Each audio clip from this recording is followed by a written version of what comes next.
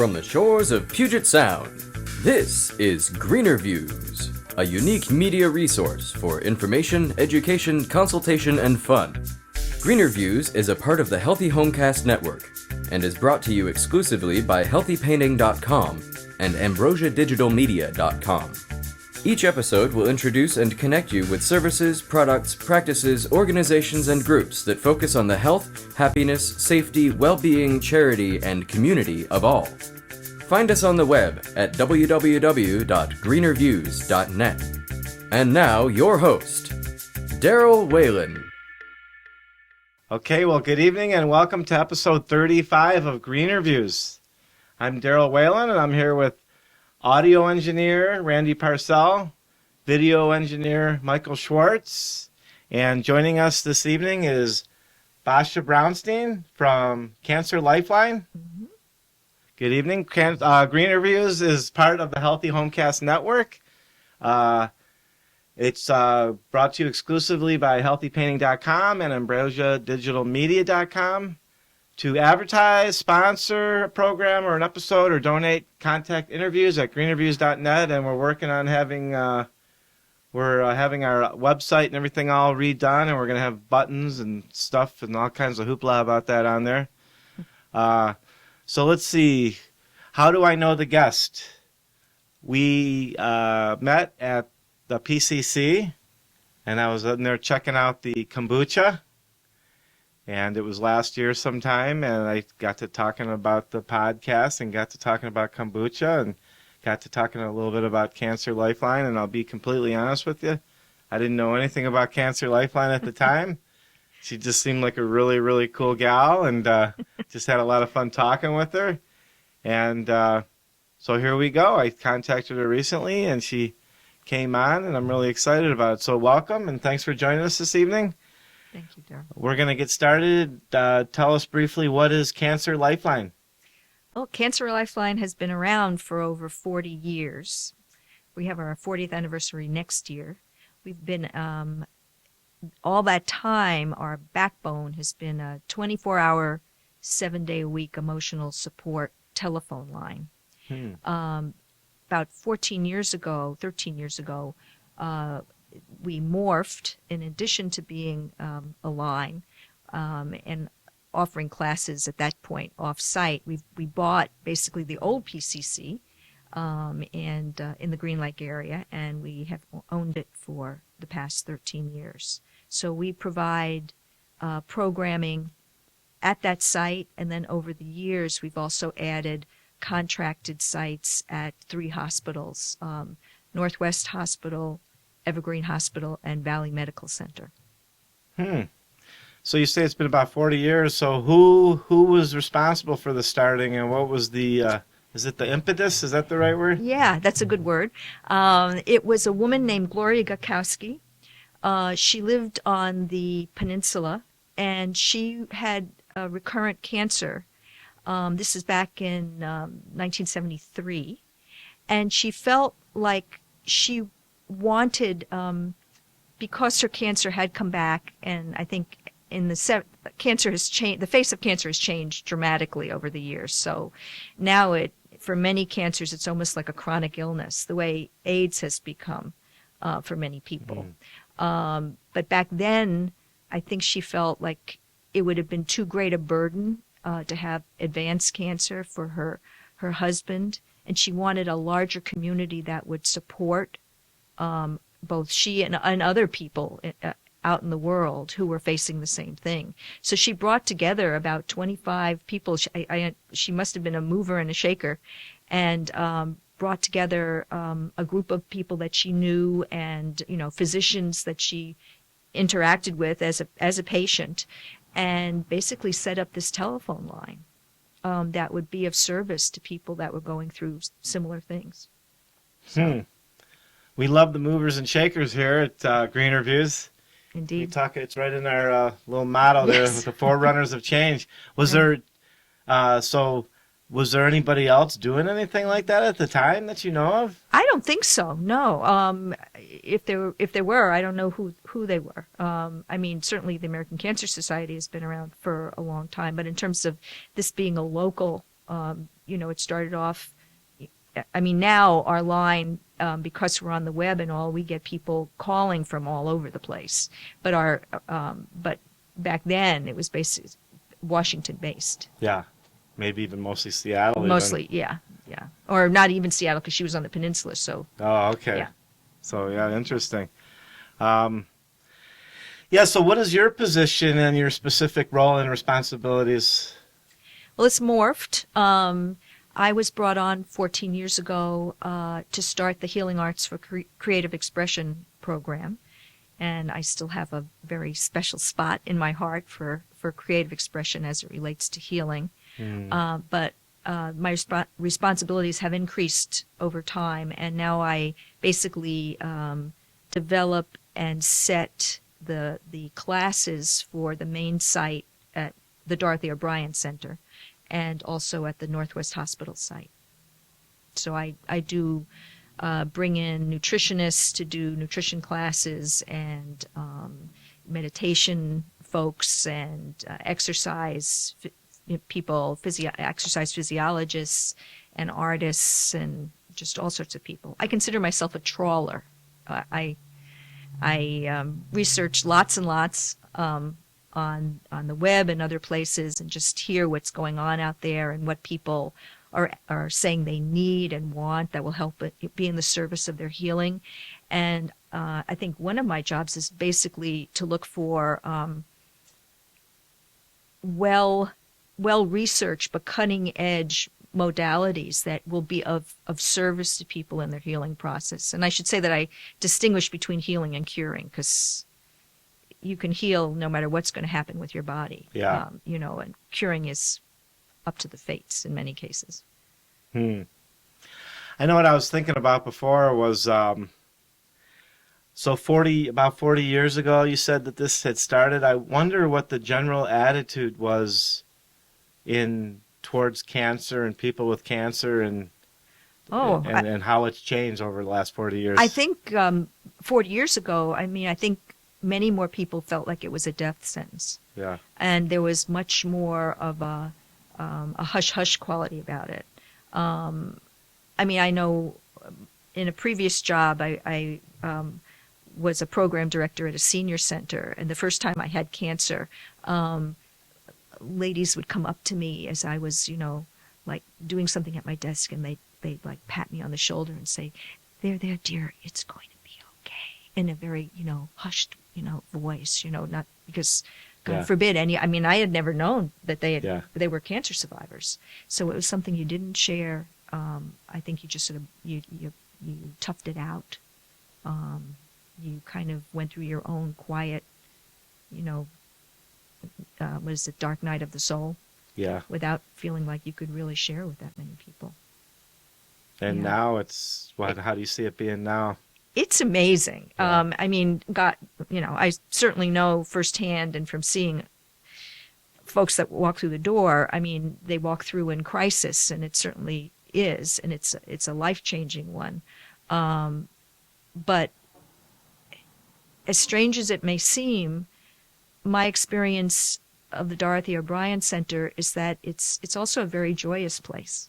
And there's a lot of, I call it being hit by the cosmic 2x4.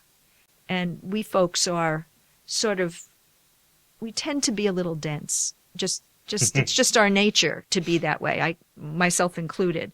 And it's not until something hits us, the cosmic 2x4 hits us, and it could be addictions, it could be a divorce, it could be a terrible illness. In this case, it's a terrible illness, and it brings people up short, and it says, what do you want to do with your life? And it's sort of like a little crack in the force field, if you will, that people often stop and say, okay, why am I here? What do I want to do with my life? I don't just want to stick one foot in front of the other and, have my next, my fancy iPod and have a fancy car and make lots of money, or and not see my children and not experience what it's like to smell, a beautiful spring day. It changes people. And I feel like I live in a rarefied world because most of my day at Cancer Lifeline is encountering people like that.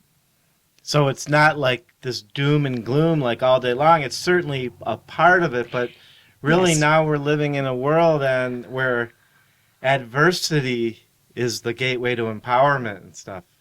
It can be, I mean, you know, and it's, I mean, I'll give you an example. This happened just Saturday, and we had a number of classes on Saturday. We do African drumming. There was a Dance for Joy class. There was a class, and we do something called Small Steps to Big Changes to help people actually actualize change, whatever that is, if they want to change their diet or they want to get into an exercise program, and basically chunking it down into bite-sized pieces so that it's not overwhelming for them, and having a group of coming together in a group to support one another in that change. Well, that was all going on, and this one woman, excuse me, I would think she's in her 60s, came in and she danced up a storm, and then she went and she lay down on one of our couches. Our center is very homey, so you know, people just make themselves at home.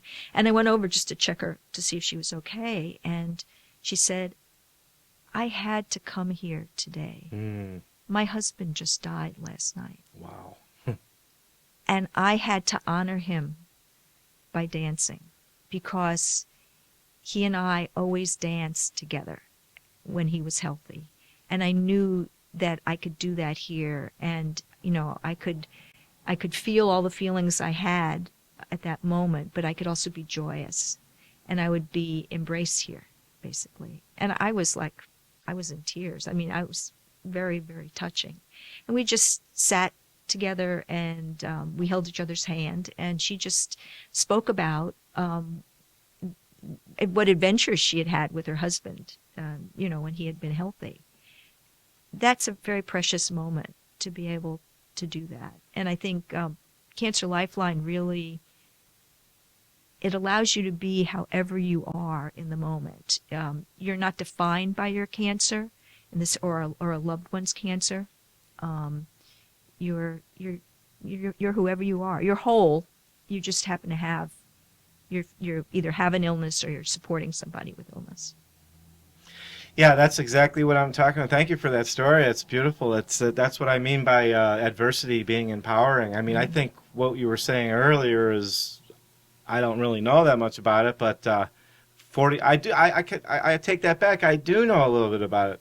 But we'll say 40 plus years ago, people wouldn't necessarily go to a place like that or have a place to go, and people that were suffering with cancer, or people that were, you know, in that, it would all be like behind closed doors, and it would be all at home, and it would be considered this.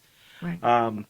But this is an opportunity for, I mean, I think with all the cancer races and all the success stories and the people with the media and everything, one of the upsides of media and the internet and everything is that we're being exposed to a lot of people that have had the successes and everything from cancer and stuff, as opposed to it being, you know, not such a fortunate thing. So let's talk about the target clientele. I mean, it's obviously the people that have cancer, the people who's we talked about this on the phone a little bit. People, their family members, people that might be just searching for information. Can you go into a little bit more about the target clientele of Cancer Lifeline? Well, our mission is basically to provide quality of life services, not non-medical services, to anyone touched by cancer. And for better or for worse, in our culture, that's just about everyone. Yeah. You could be a currently diagnosed person. You could be a survivor. I know people who have been coming to Cancer Lifeline. It's basically become their community center, and I've known them for the entire 13 going on 14 years they've been at Cancer Lifeline. And you could be a coworker, a friend, a loved one, a professional who provides services. So that's pretty much anyone. And we don't, you know, the services are completely free. in some ways, I mean, and indeed now I think we've turned a corner where we're really, more and more people are coming in, and our classes have huge wait lists. But for a while there, it felt like we were the most closely guarded secret in Seattle because people should have been, chomping at the bit to get to our classes. It just takes time. It does, yeah. I saw that book over there that you gave me with all the classes. That thing was pretty thick. It looks like you've got It's pretty awesome. quite a workload. Yeah. So how did you get involved with Cancer Lifeline? How did you start working there? Or? Well, I'm a social worker. Oh, okay. I went to social work school in Boston, and I basically for a long while I felt like art. I had a choice before I went to social work school. It was either social work school or art. I was going to go to Banff to do weaving, and I decided on social work, community organizing. And I felt, once I made that choice, I felt that there wasn't any room for art. Art was fluff. Mm. And, I worked with the homeless. I worked in public housing. And eventually, I got cancer. Mm. I'm not saying that, it's quite cause and effect, but, I felt like there was a piece of me that was, that I had cast off at my own peril. So I basically, it was the late 90s, and I decided I had cancer in 94. I decided I wanted a job that worked with cancer and art in some fashion, or creative expression in some fashion. And I started cold calling all the places I could think of in Seattle and Tacoma. Good for you. Because I was moving to Vashon Island. Mm. And I happened to bump into an amazing woman named Barbara Frederick, who was not the first director of Cancer Lifeline, but basically put it on the map in terms of, and was the one who created the center with the help of, she and a wonderful board. And we just started talking, and then she called me back and said, "Dear, do you have a resume?" And of course, I was carrying him around like a hot watch, and I faxed it to her immediately, and then the next is history. Wow. So it was a meant to be, and it was incredible being somewhere. It's the ground up basically in developing this program in a very community-based model. So we started off with focus groups. We called in the different folks from various parts of the community, survivors, patients, artists. Asking what do you want to see? If there was a creative expression program, what would it look like? And people just really got very, very involved in it. And we set up a guiding group that met every month, and we basically developed the program. Yeah, and we now know that there's an incredible, so when you were talking about earlier, not necessarily seeing, now, how do I say this? Now it's very apparent what the connection between art and healing and social work all is, and at one time it was like, it didn't seem like it matched. Well, I think our culture has gone through a Yeah. place of where, mind and body were distinct entities, and the body is like a car that you tinker with to make Yeah. it better. And I think we're coming to a place, maybe not everyone, but I think more and more people are understanding. Yeah, thank goodness. Yeah, that the mind, body, the spirit, the emotions, everything is all connected, and you can't forsake one. It has to be integrated. Is it safe to say that a place like Seattle is a really good place for something like that? Or is that not necessarily I would so? say so. Yeah. Yeah. I mean, my experience of Cancer Lifeline, I always refer to it as a field of dreams, because people just come through the door Yeah. with amazing talents that they want to offer and share with folks.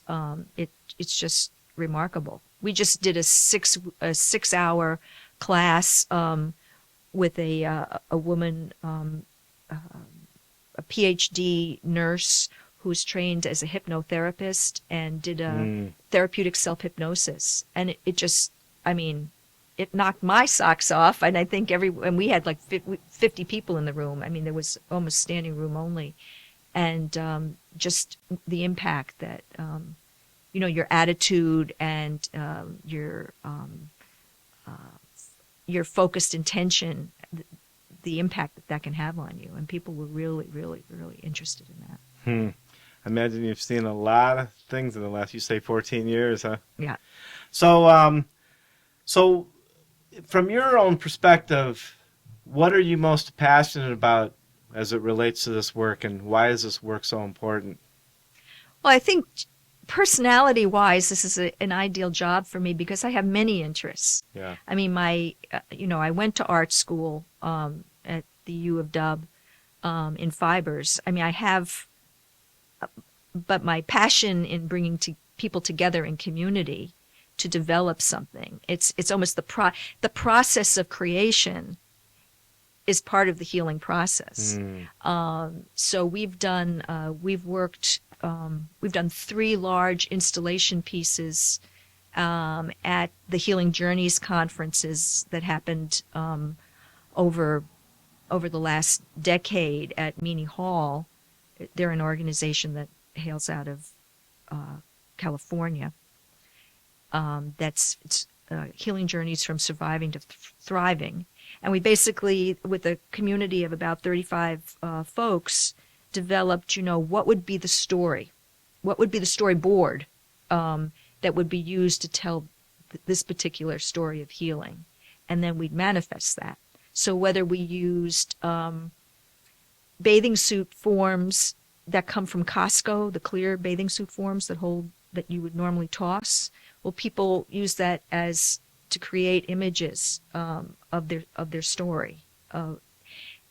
And storytelling is extremely important in the healing process. I don't care what it is. I mean, Native people certainly knew that, and we've lost that connection, and I think we're coming back to it. But we're more than our stories, but before we can release our stories, we have to tell our stories, and the stories have to be heard.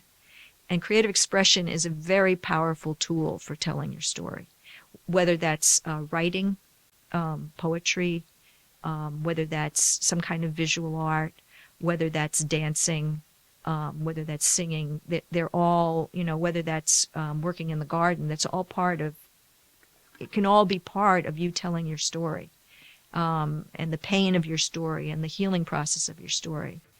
So that's basically what we certainly used in those conferences. We used, we did the portal of transformation, and we actually created through PVC pipe and a whole bunch of other stuff, this actually walk-through journey of the experience of cancer with rivers and hanging things and trees, and then we did a forest of transformation, and that was 10 trees that we constructed that told the story, and that so we've done some pretty big projects.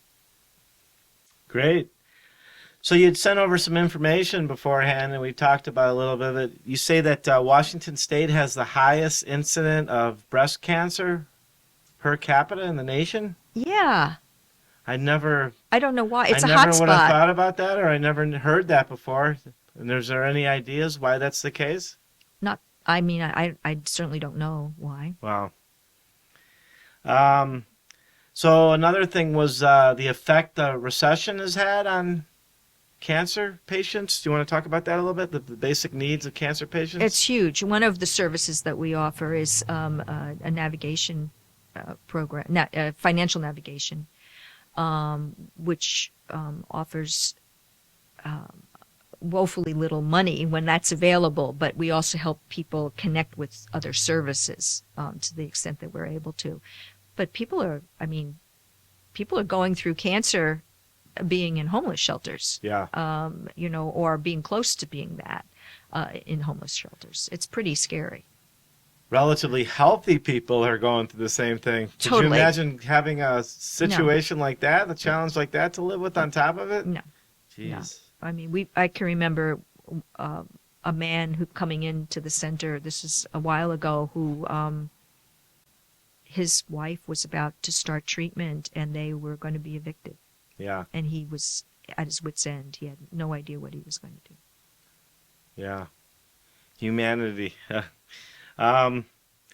So let's see. The one thing that you mentioned was about uninsured cancer patients have a life expectancy. Wait, what was it? Twice as likely to die within 5 years sooner of people that are insured. Well, uninsured versus insured. It Just certainly because of makes not having the resources and stuff. right. Yeah. Absolutely. I mean, let's face it. If you Yeah. can't, if you're at the mercy. Yeah. I mean, I think services were never that great that were offered, at the largesse of the cancer service, this cancer world. But I mean, now that there are fewer and fewer, I mean, I don't think people have as many options. Yeah. Well, I'm going to keep myself kind of quiet about that because I got a lot of thoughts about that. In a country, like in a world or a planet at all that goes on is one thing, but especially like a place like America, which is at one time was probably one of the wealthiest countries on the planet. Mm-hmm. I'm not even so sure that we're giving the right type of message in life in general about how to prevent cancer and stuff like that in life. Are we, or? Well, certainly you see more and more the connection between nutrition and exercise, and that's certainly an important piece of the story. It's not the only piece. I mean, we also, one of the kinds of classes we also offer are things like Safer for You and for the Earth, which is, safer household cleaning products. And to the extent that people can take some control in that. Yeah. There are some things they don't have control, they like your previous guest who spoke about air quality. Well, you might not in the immediacy have control over air quality. Maybe you can, if maybe you can stop driving a car, but a lot of other people are driving cars. There's the, factories that are spewing stuff. There's, all sorts of ways that we're being polluted in that way. So, you don't have immediate control. And there are all the chemicals that are out there. I mean, there are thousands and thousands of chemicals. And, the scientific method is such that we tend to review one chemical in isolation, but we're not talking about one chemical in isolation. We're talking about a chemical soup. And we don't have a clue, I don't think, how some chemicals affect one another, how they potentiate one another. And unfortunately the the principle of do no harm is not really one that's used in this country before something goes on the market. That or the golden rule. Right. So let's talk about the 24-hour hotline. How does that work, and give us a little bit of idea about what kind of stuff goes on there? The 24-hour emotional support line, basically you can call anytime. We have a very high level of training for our volunteers, and we also have staff people that take the line. And you can talk anonymously if you want, but there's somebody there to listen. The credo of the line is basically you're not there to solve any problem, because you can't solve somebody else's problem. You're there to listen and to just reflect back to people where it's appropriate, but mostly just listen and tell people that you care, and help them sort things out so that they come to whatever decision or that they're trying to sort out, if that's appropriate. But you don't have the answer, which you don't. So what is the most common story that people are calling up to tell? Well, if they've been just diagnosed, I mean, they're freaked out. If they're young, a young mother with children, am I going to be around to see my children graduate from school? It could be a partner, worried about what to say or what not to say.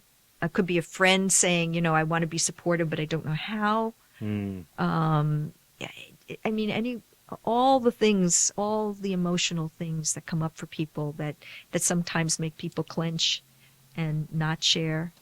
We also do family meetings where if a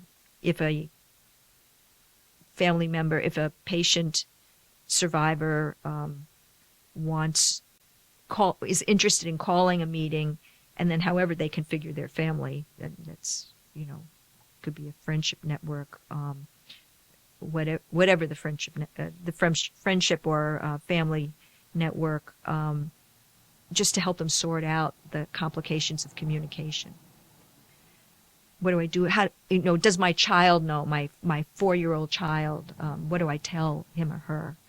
And that they know. They might know in a different way kids from know us. More than we think. Yeah, but they know. Yeah. So what do I say? How much do I say? Yeah, interesting. Wow. So tell us a little bit about the nutrition classes.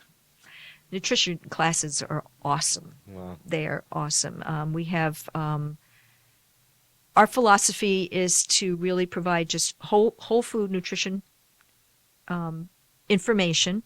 We have the teachers we have been trained at Best Steer for the most part.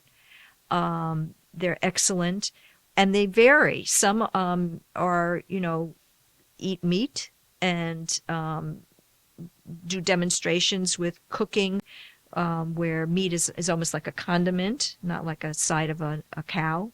But it's supposed to be the size of a deck of cards is the amount of meat you're supposed to eat in one meal, the maximum amount. But it would be grass-fed, talking about organic food, why that's important. And then we have vegan people. Any raw foodists? We haven't done as much raw food, but we're getting into that. I mean, my attitude is like, I want to our culture knows what to do with meat. We don't know what to do with beans and with vegetables. We tend not to, and we look at kale as if it just landed from Mars. So teaching people how to use those things and actually having demonstrations where people get to sample tempeh and kale in some yummy sauce, and they go, "Oh my gosh, this really is good. is fantastic." So it's just it's giving people little niblets of like, this isn't so hard, because none of the recipes are like cordon bleu. That's not the point of it. It's like, this is simple. You can do this. You can make this really healthy. We do smoothie classes, so raw, green smoothies. Green smoothies. Oh, yeah.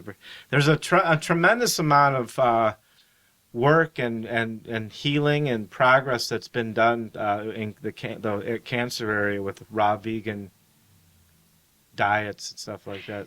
There's been healing done with lots of things. Yeah. We don't ever say, people who come into a place like Cancer Lifeline are desperate. Yeah. And being a 2-time cancer survivor myself, I mean, the horrible truth is, cancer, like most illnesses, is a crapshoot. Yeah. And I know people who have done everything right, and they are pristine. Yeah. And they're no longer with us. It's like the folks that smoke and drink until they're 95, and they're hopping and skipping, and then there's folks like, I want to talk, and maybe before we end, about a couple of the cancer stories that I had in my life, that people that had died when they were like 30, 40 years old, and like they were healthy. And right. Yeah, I understand. Now, that doesn't mean that you don't say, it's much better to eat like, 9 portions of greens and healthy vegetables, preferably organic. Yeah. I mean, however much time you have, you're probably going to feel a lot better. Yeah.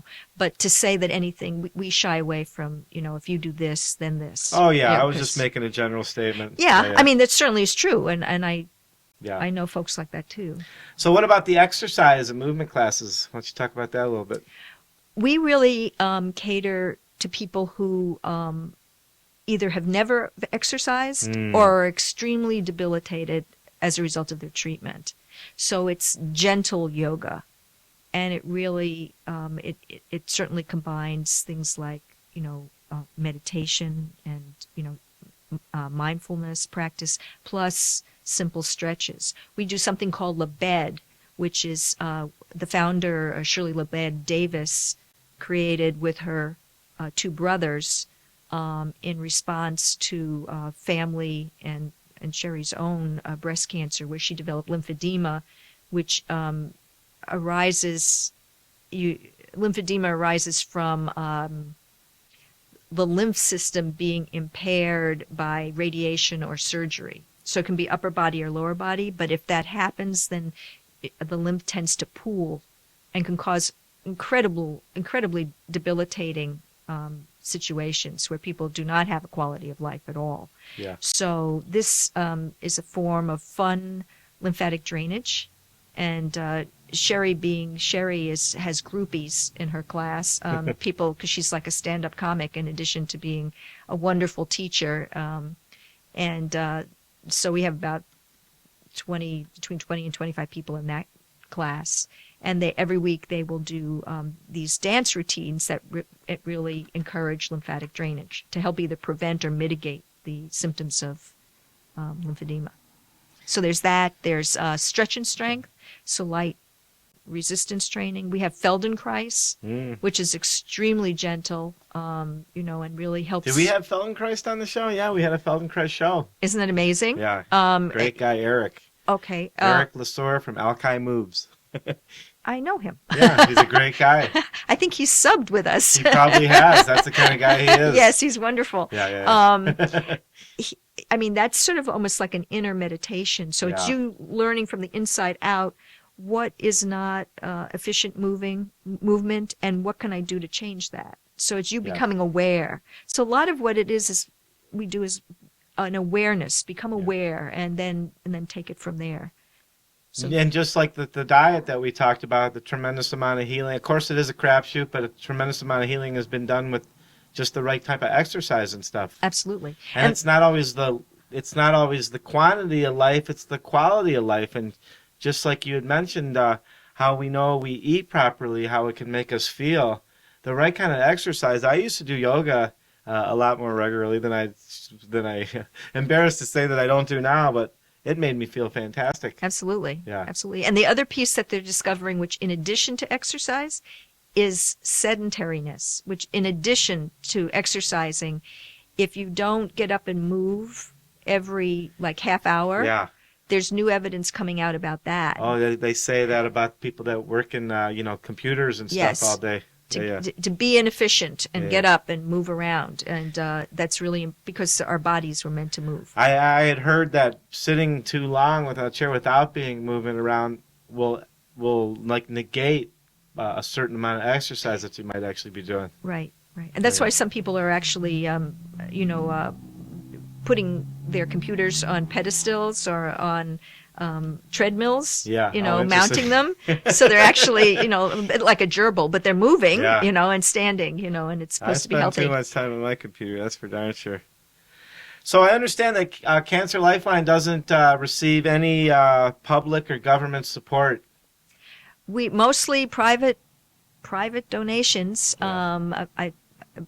I want to say 70%. We have our hospital contracts in the 3 hospitals that we have that give us, it's corporate, you'd say corporate sponsorship for services rendered. Yeah.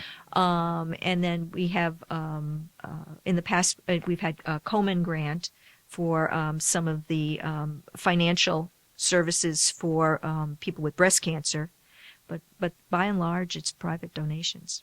And, I think we're seeing more and more people come in need, and certainly, we're still offering the services for free, but we definitely need those donations. So is there a national resource for this specific type of, do you know of any other places in the United States that are similar to the Cancer Lifeline? We're pretty unique. I mean, there's the cancer, cancer community, like down in California, and but we're our own entity. Wow. There's Gilda's Club on Capitol Hill. That's a national organization that Gilda Radner and her family sure. Of developed. course, she's very big in that stuff. Yeah. They're across from the Polyclinic. Okay. Is it something relatively similar, or It certainly has similarities. so there is a place that people can go to get, obviously not something just like the Cancer Lifeline, but there's places that people can go to get some type of support or some of this Absolutely, stuff. Yeah, absolutely. Yeah. Do you know of a national resource or something where people, let's say, because we do have an audience here. This is on the internet, so it can go just about anywhere, and we've gotten responses and stuff from people certainly outside of Washington State. If somebody had a family member or themselves or something looking for this type of support, can they call the Cancer Lifeline? Oh, they can certainly call the Cancer Lifeline. Yeah. Absolutely. Do you have resources for people in different states and stuff? Or We would. Different states would be hard. Yeah. We certainly would do the emotional support. yeah,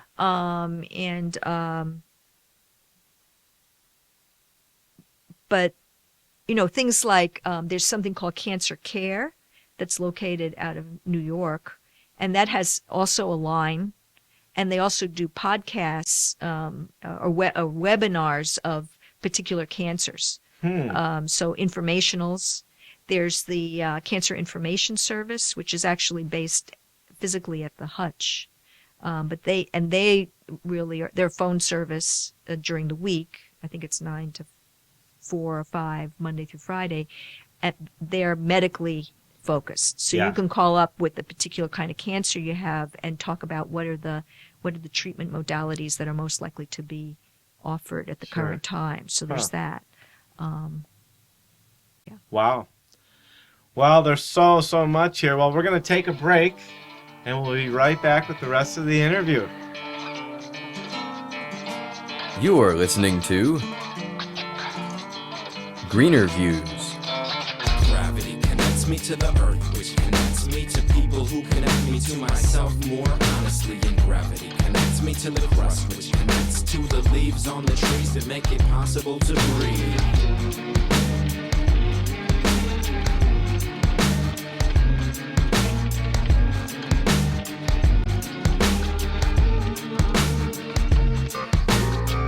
Came to rest on the minefield, blessed with naive mind shield, like a helmet. They would tell us that we don't know how we feel or how to connect with other people on the planet. Oh, if we only knew the power in each blue, disillusion little. In the vision of one resides all, destroy the individual, for this is critical. The self ain't everything, has to grasp, to cling, to mask material vastly shipwrecked beings.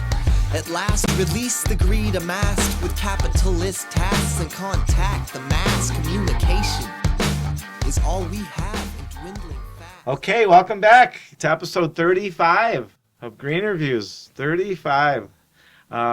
We're here with Basha Brownstein. I didn't have it written down there, but I did remember it, from Cancer Lifeline. You got it. So welcome back. Thanks so much. So who or what has had the greatest impact on your life so far? Oh my gosh, I think Barbara Frederick, the for me the original director. Her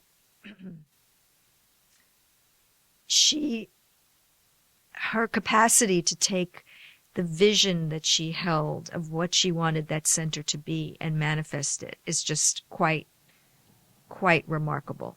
I mean, you walk in there, and one of our participants referred to it as experiencing a hug as you walk through the door, and just being able to sort of exhale.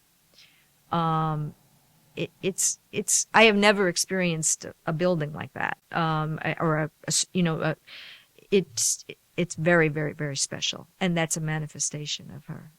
And she also was able to. There's sort of a standard joke about her that, nobody was ever able to say no to Barbara. So she was able to raise substantial amounts of money because we owned the building outright, and just have this elegant, understated way about her in the process of doing that. So I think it was like you came to whatever it is you did as if it was your idea, but I think she was planning it all along, only you never realized it. She's masterful, and she's got a very big heart. Great. Well, it's definitely contagious. I feel like I'm getting a big hug just by hanging out with you. Thank you for that. So what is the motto or the mission statement for your life? My life. Your life. Oh my gosh. What is the motto of mission statement? You didn't tell me you were going to ask me I that. told you I didn't send you the questions. I bet you got one. I think to live authentically and basically, and to be of service, but in the context of living authentically, whatever that is. And I really believe in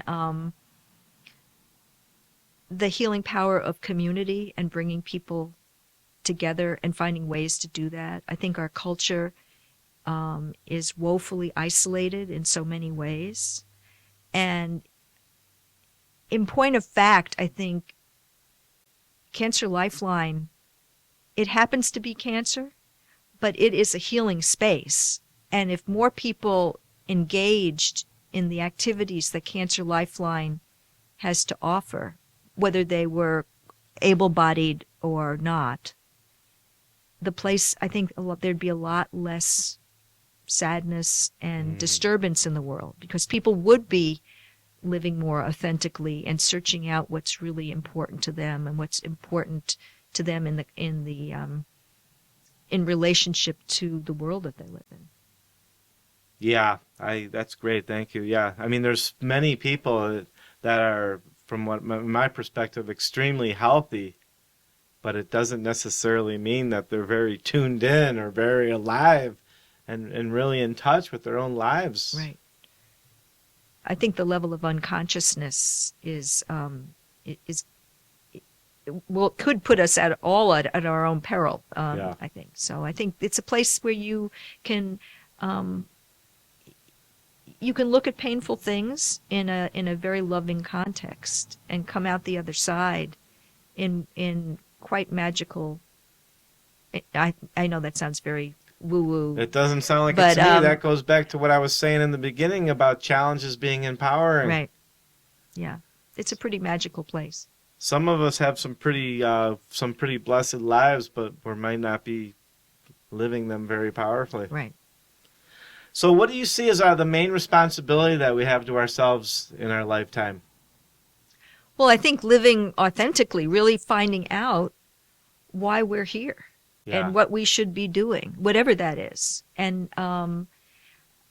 I think we obscure that by, living in a very fast world, living in a world that consumes all things that make us not slow down and really just come to know ourselves.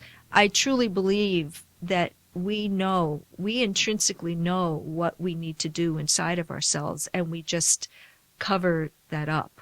And I think that happens. There's a Buddhist philosopher named Joanna Macy.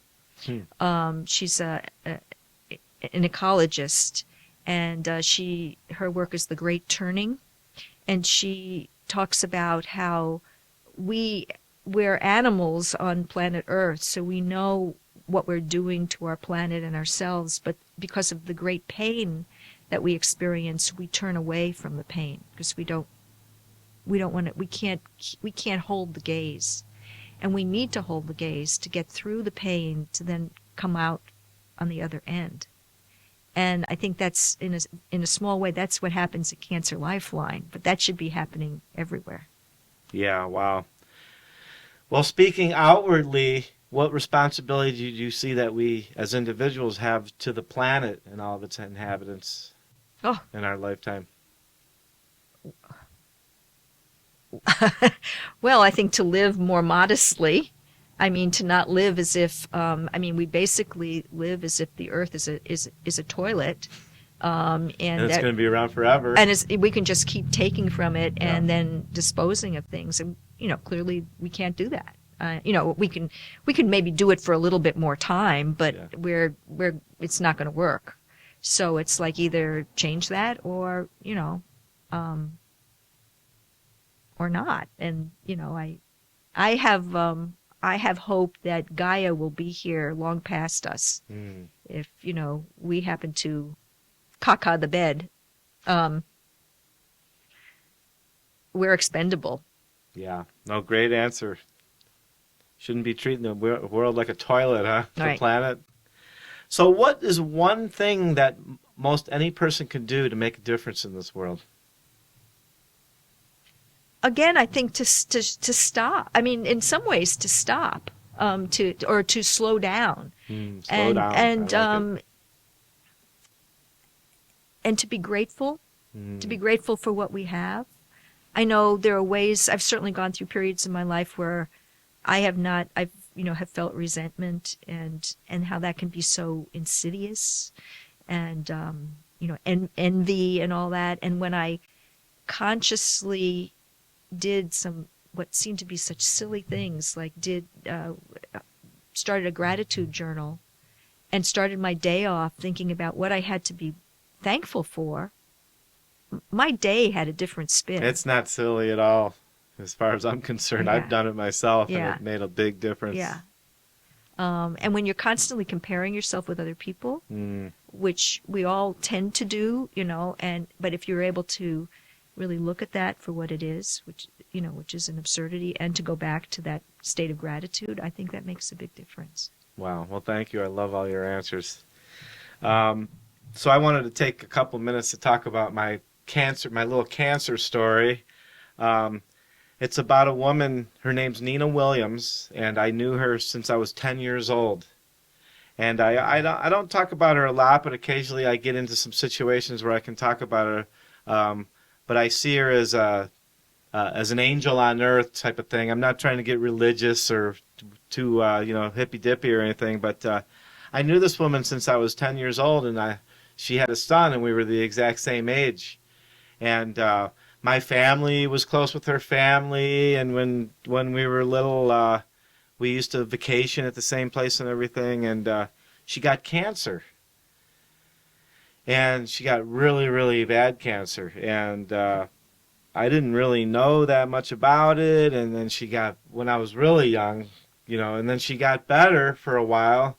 But as I got a little bit older into my teens and stuff, that she got it back. It came back. I don't know all the language, but I'm going to just not worry about that part. But this woman had gone through, and I want to get somebody on at some point onto the show to talk about hospice and end-of-life care and everything. Because this woman, to this very day, I'm 51 years old, and I met this woman when I was 10 years old. And when I was about 22 years old, I was there when she died.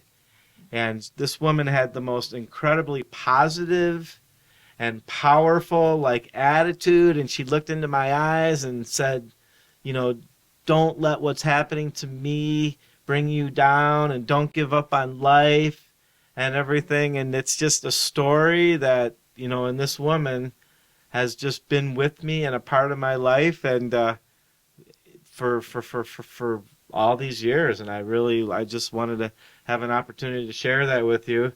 And it turns out that her son, John, who was a friend of mine, like I said, since I was 10 years old, he ended up dying from the exact same kind of cancer when he was 40 years old.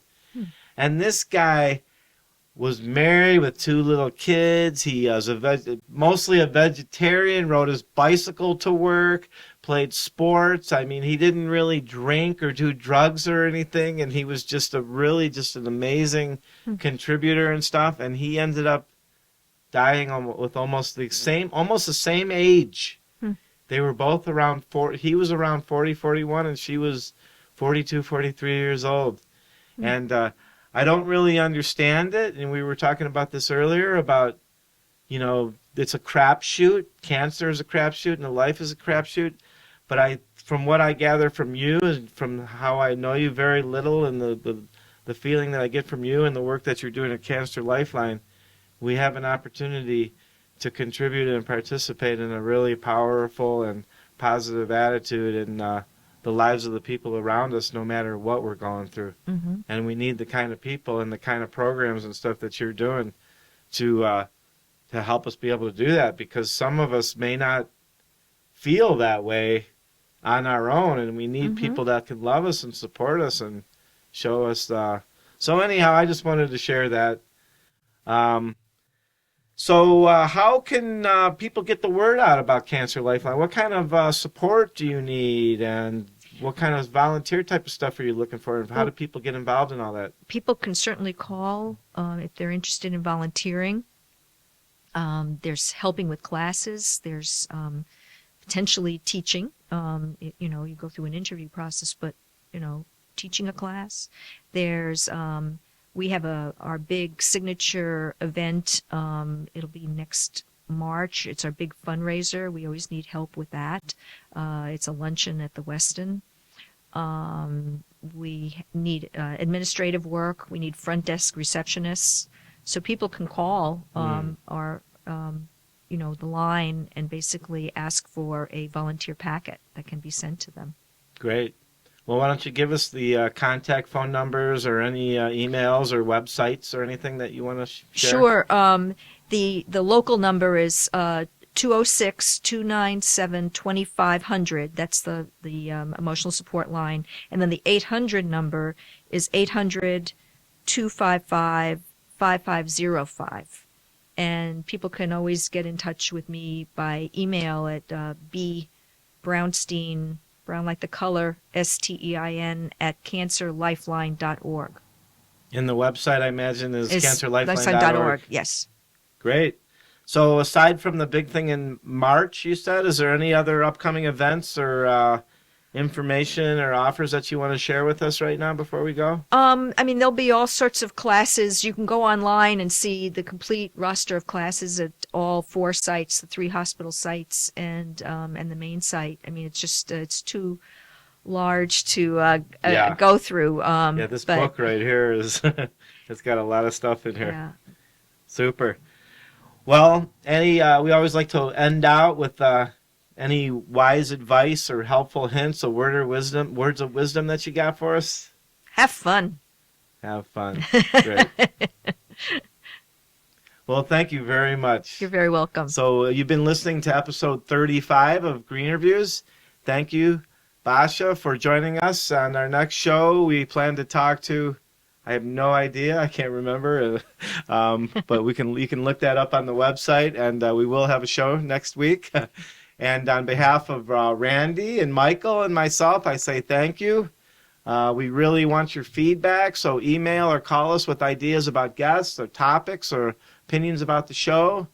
info@greenerviews.net. The phone number is 206-650-4587. And we're also looking for interns, and people help us out with marketing and production and social media and all that fun stuff. Anybody interested in advertising or sponsoring or donating, please contact us. You can check out, and please do check out ambrosiadigitalmedia.com, greenerviews.net, youtube.com/greenerviews, and healthyhomecast.com. So on behalf of all of us, thank you very much. Bye-bye. Thank you for listening. GreenerViews is part of the Healthy Homecast Network. Check out all their conscientious and sustainably focused podcast programs and businesses at healthyhomecast.com. GreenerViews is created, developed, and produced by Daryl Whalen. Our audio engineer is Randy Parcel. Our video producer is Michael Schwartz of ambrosiadigitalmedia.com. Music for this episode was provided by slapjazz.com, danfajans.bandcamp.com, and jdhobson.com. Your feedback is important. Please feel free to contact us with any comments or questions, including suggestions for guests and program topics. You can call us at 206-650-4587 or send a direct email to info@greenerviews.net. Be sure to check back often. New episodes coming soon.